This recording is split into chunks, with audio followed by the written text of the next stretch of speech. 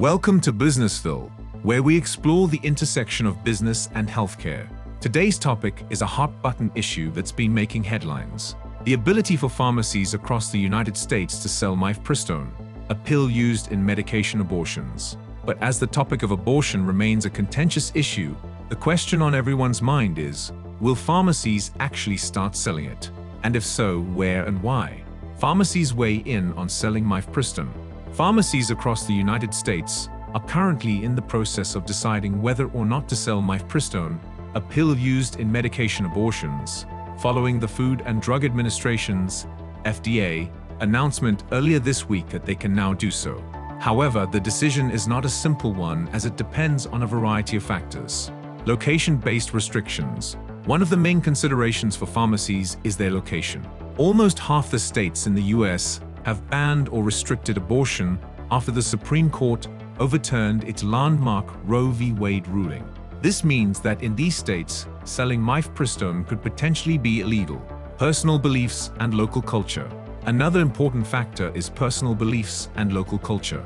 Some pharmacists have told Reuters that their own personal beliefs on abortion and the attitudes of their local community guide their decision on whether or not to sell Mifepristone.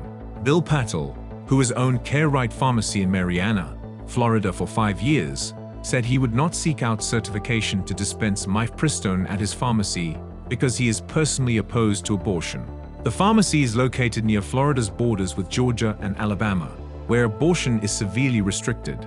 Florida currently bans abortion after 15 weeks and has several other restrictions. National pharmacy chains weigh in.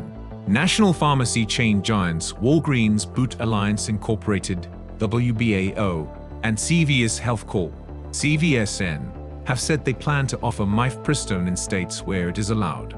Other national and regional chains, including Southeastern Grocers Incorporated, SEGRN, which owns Winn-Dixie stores, said they are still considering if they will offer it and where.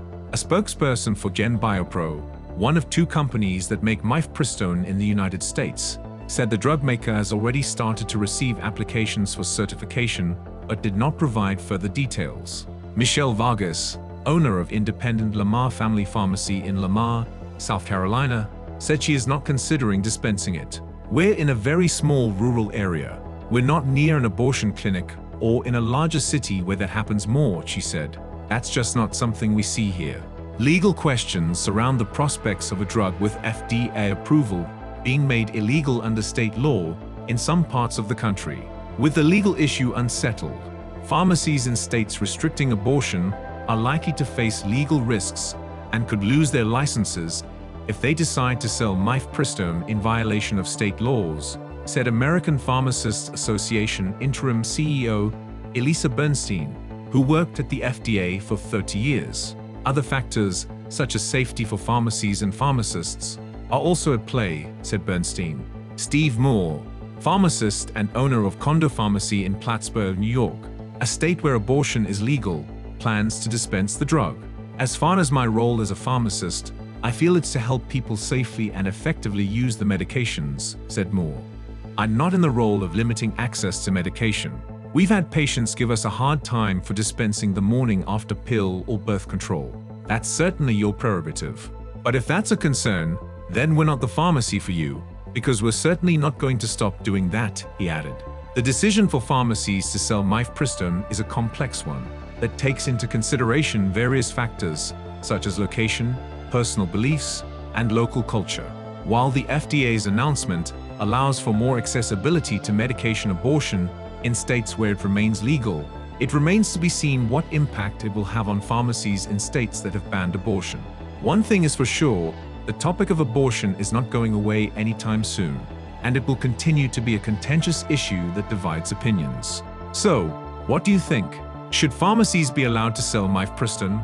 And if so, do you think they should be required to sell it regardless of their personal beliefs or location? We want to hear from you. Leave your thoughts in the comments below, and don't forget to subscribe to BusinessVille for more discussions on healthcare and business topics.